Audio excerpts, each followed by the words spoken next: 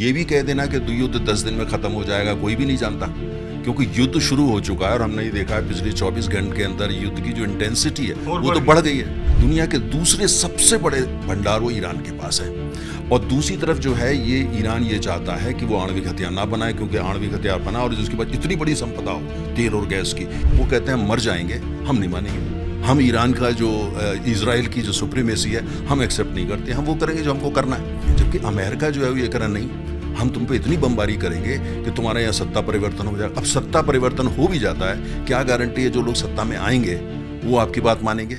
अब मैं आपके यहाँ आने से पहले मैं भी गया था कई गैस एजेंसियों पर, और वहाँ लगी भीड़ को मैंने देखा। प्रॉब्लम यह है कि सर्वर डाउन चल रहा है कंपनियों का। जो बुकिंग करते हैं आम लोग, तो बुकिंग करने के बाद ही उनके पास एक मैसेज आता है, एक रिसीट आती है, वो लेके जाते हैं, वो एक पर्ची ऑफिस में उनको देता है, वो गोडाउन से सिलेंडर ले लेते हैं। ये उसका सर्वर डाउन है। एजेंसी वाले, ये दिल्ली की बात बताओ, एजेंसी वाले ये कह रहे थे कि आज रात 8 बजे के बाद, अब आपने जैसा कहा पूरी सबको पता ही चल गया, मीडिया सोशल मीडिया के जो बहुत बड़ी क्राइसिस होने वाली है, तो लोग निकले।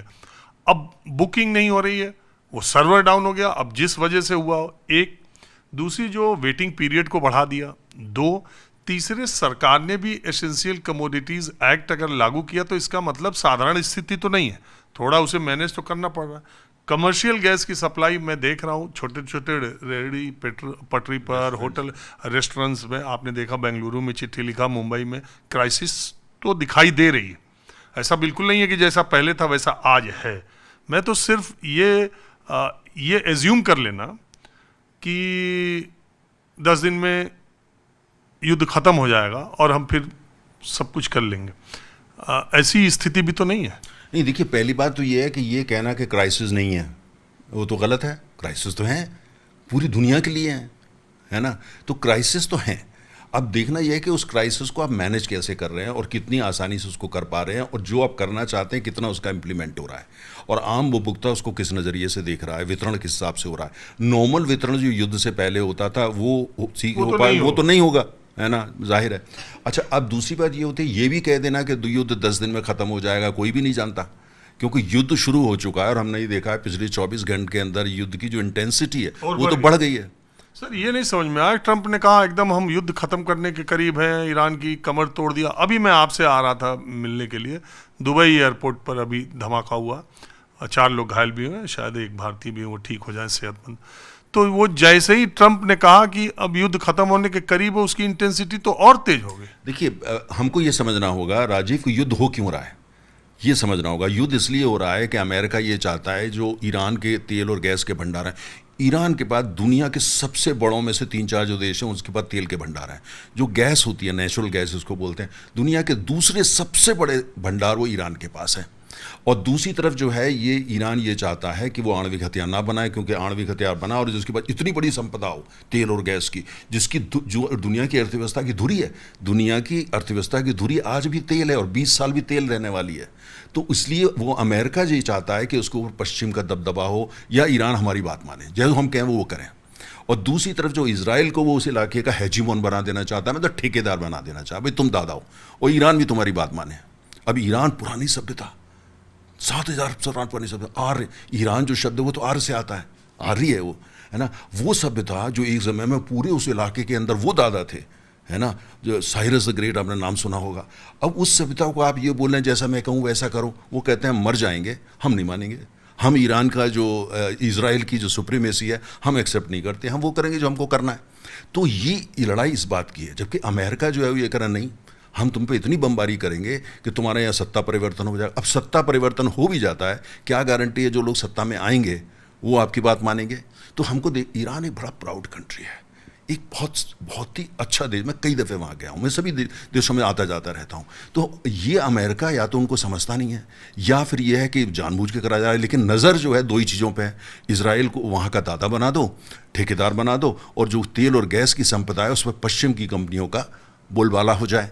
उसके बाद वहाँ का तेल को सस्ता कर दो, जिससे कुल मिला जो उन्होंने वेनेजुएला में किया। वेनेजुएला में अगर तेल नहीं होता तो ट्रम्प साहब वेनेजुएला जाते, झाँक के नहीं देखते वहाँ पे, तेल के लिए गए हैं। और ये जो लड़ाई हो रही है इसके पीछे बुनियाद में तो तेल गैस ही है, और क्या है ना। और इसराइल को दादा बना दो कि तुम लोकल ठेकेदार हो, जैसे पुराने ज़माने में मुगल करा करते थे, वो वहाँ किसी को नवाब बना देते थे, तो उसको नवाब आप इसराइल को बना दो। अब ये उनको स्वीकार नहीं है। तो अगर ये युद्ध मान लिया 8-10 दिन में, ये जो युद्ध तोपें शांत भी हो जाएं, पर ये युद्ध तो अभी चलेगा, तनाव तो अभी रहेगा, क्योंकि ईरान मानेगा नहीं और इसराइल छोड़ेगा नहीं, और अमेरिका का नक्शा जो है वो ये दबदबा रहेगा। तो इसलिए जो तेल की जो चुनौती है, चूँकि दुनिया का पूरी दुनिया का जो तेल गैस जाता है, ख़ासतौर से तेल 20% लगभग ये हो गया 20 मिलियन बैरल्स, 1 मिलियन में 10 लाख होते हैं, 20 मिलियन बैरल जो दुनिया का तेल है वहाँ से जाता है। और हमारे देश के अंदर लगभग 56% जो तेल हम रोज़ाना खर्च करते हैं वो वहाँ से आता है। प्राकृतिक गैस जितनी भी हम खर्च करते हैं उसका 60% उसी इलाके से आता है।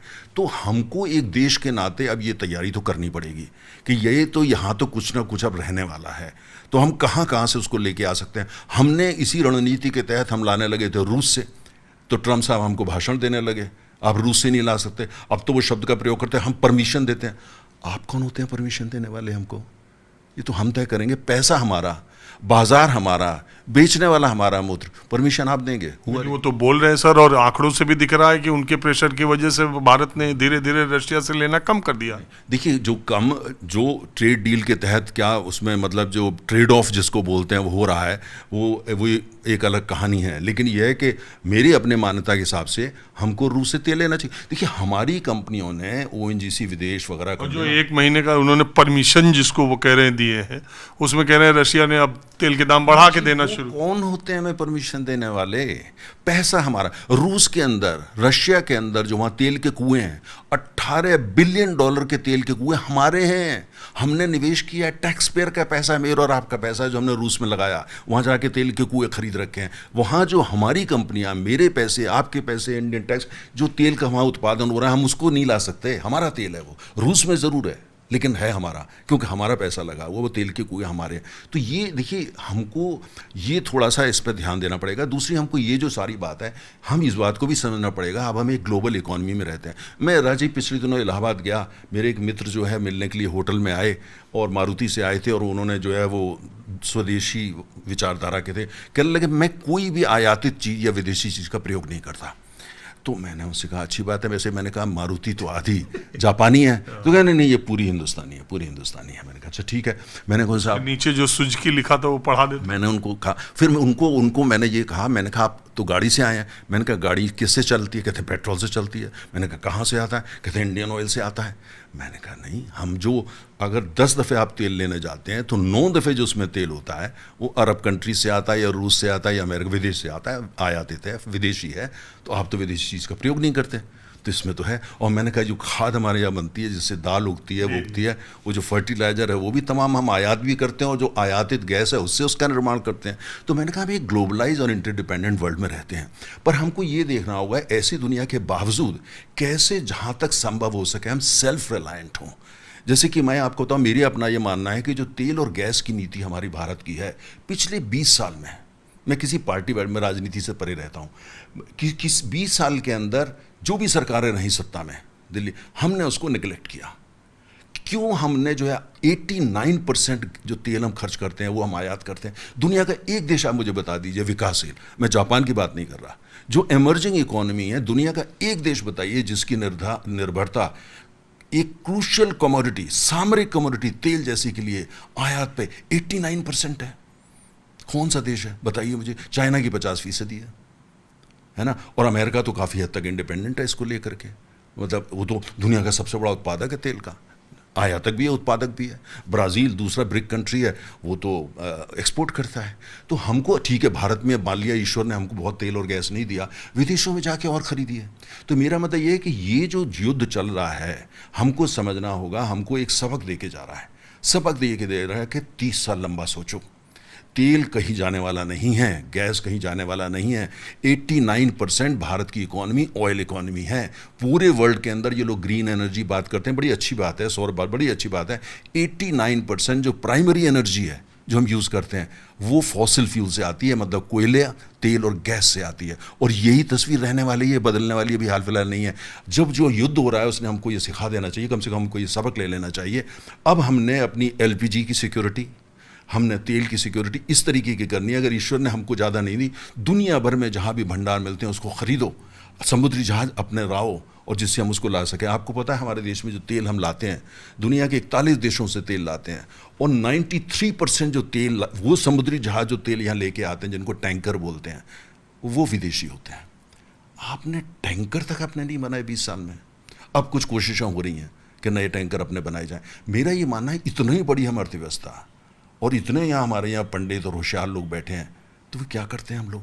तो ये हमको, ये जो युद्ध हुआ है, ये हमको सबक बहुत सारे दे के जा रहा है, अगर हम सीखें तो।